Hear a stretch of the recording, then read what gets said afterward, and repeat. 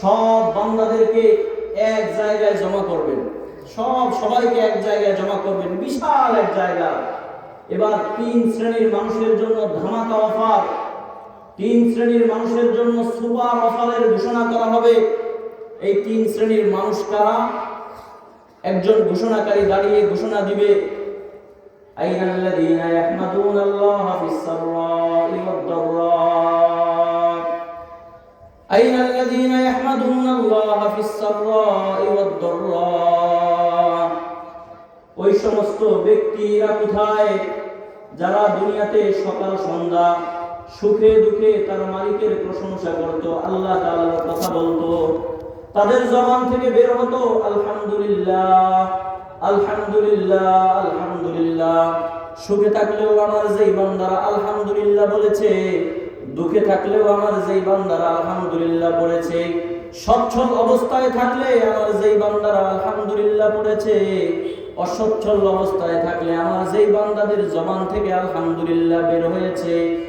এই ঘোষণা করার পরে অল্প কিছু মানুষ দাঁড়াবে, তারা বলবে আল্লাহ সুখে থাকছি আর দুঃখে থাকছি, গরিব ছিলাম কিংবা ধনী ছিলাম, যে কোনো অবস্থাতেই আমাদের জবান থেকে আপনার কথা বের হয়েছে, আমরা আলহামদুলিল্লাহ বলেছি।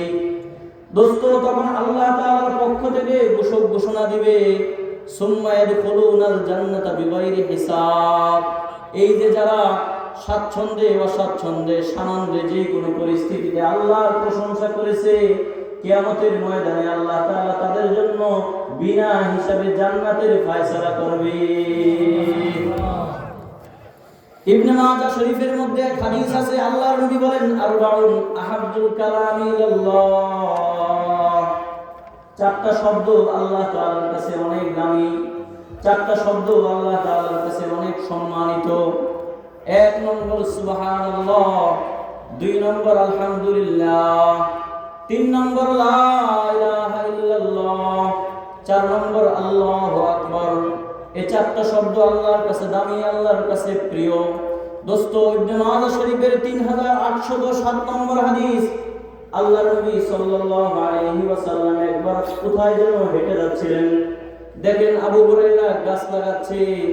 আল্লাহর নবী সাল্লাল্লাহু আলাইহি ওয়াসাল্লাম বললেন, ইয়া আবু হুরায়রা মাল্লাযী তাবরিস, হে আবু হুরায়রা তুমি কি করছো? আবু হুরায়রা বলেন, গিলাসান্নি ইয়া রাসূলুল্লাহ, হে রাসূল আমি গাছ লাগাচ্ছি। আল্লাহর নবী সাল্লাল্লাহু আলাইহি ওয়াসাল্লাম বললেন, হে আবু হুরায়রা তুমি এই দুনিয়ার জীবনে যেই গাছ লাগাচ্ছ, আমি কি তোমাকে এর থেকে আরো ভালো গাছের সন্ধান দিব না?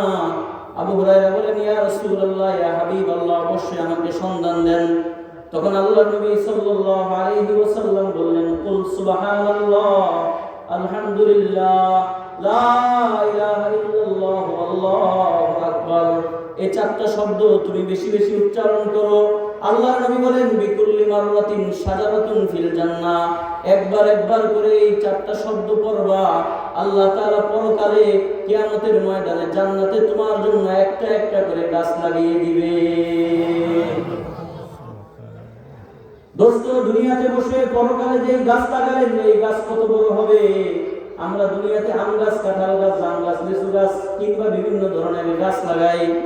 এই গাছগুলোকে বাজার থেকে কিনে আনতে হয়, এরপরে মাটিতে লাগাতে হয়, পানি দিতে হয়, সিঞ্চন করতে হয়, পরিষ্কার করতে হয়, বিভিন্ন ধরনের কাজ করে ওই গাছটাকে বড় করতে হয়। তারপরে ওই গাছের ফল খেতে পারবো কি পারবো না তার কোনো গ্যারান্টি নাই।